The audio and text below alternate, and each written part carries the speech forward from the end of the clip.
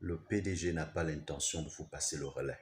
Voilà la plus grande niaiserie qui défie toutes les lois de l'intelligence politique du 21e siècle. Et trouver des gens assez naïfs pour ovationner des propos aussi morbides signifie exactement que nous étions au bord du précipice. Attends, parlons-en. Qui passe le relais? C'est un parti politique ou le peuple?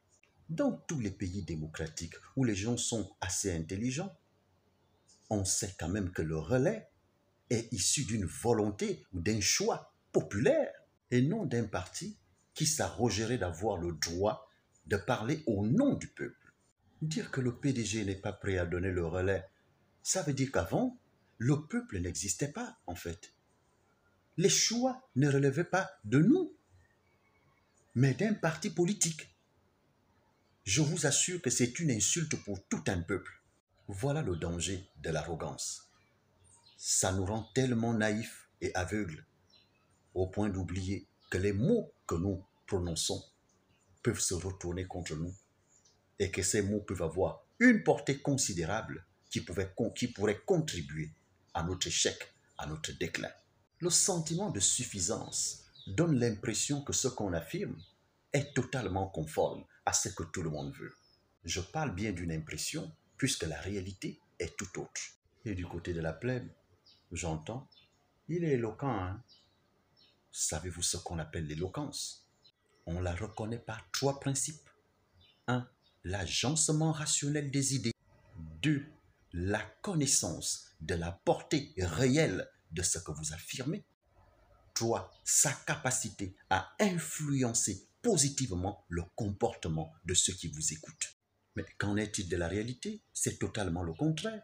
Puisqu'on savait très bien que le relais n'appartenait pas au PDG, le relais appartenait au peuple, même si le choix du peuple n'était pas respecté. Donc, on avait beaucoup plus affaire à un mensonge qu'à autre chose.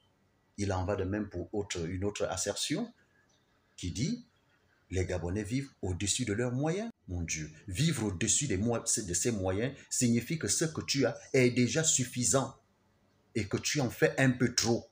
Recrutement bloqué, concours bloqué, salaire dévalorisé, la vie chère, pas de route, pas d'école, une santé et une économie en déliquescence. Et la phrase la plus cohérente que vous trouvez dans ce contexte, c'est que vous vivez au-dessus de vos moyens. Non, monsieur, vous faites de l'ultra-crépidarianisme. Vous parlez pour ne rien dire et dire pour ne rien faire. La politique est fille de la sagesse et non de l'impertinence, de l'arrogance et des provocations.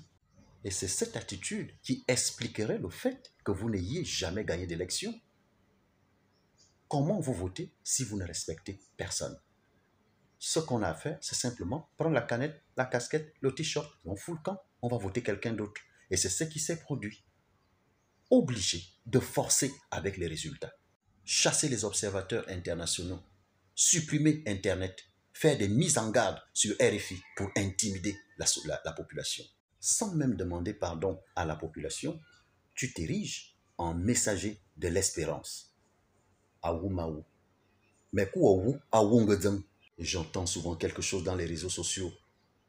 On peut tout lui dire, mais il dit quand même la vérité. Hein? Mon Dieu, je te donne un sujet de philosophie. Suffit-il de dire la vérité pour être crédible? On mesure la crédibilité d'un homme par rapport à la somme de ses actions passées qui nous permettront d'avoir une meilleure visibilité de ce qu'il pourrait faire dans le présent. Quelle crédibilité allez-vous accorder aux paroles venant d'un messager qui n'a jamais respecté les Gabonais? Mais ce que je trouve hilarant, c'est leur accoquinement avec des avocats ou les avocates. Mais ça ne m'étonne pas, puisqu'un avocat voit les clients partout. Même le diable peut être son client, pourvu que ça soit une affaire qui rapporte ou qui va rapporter plus tard.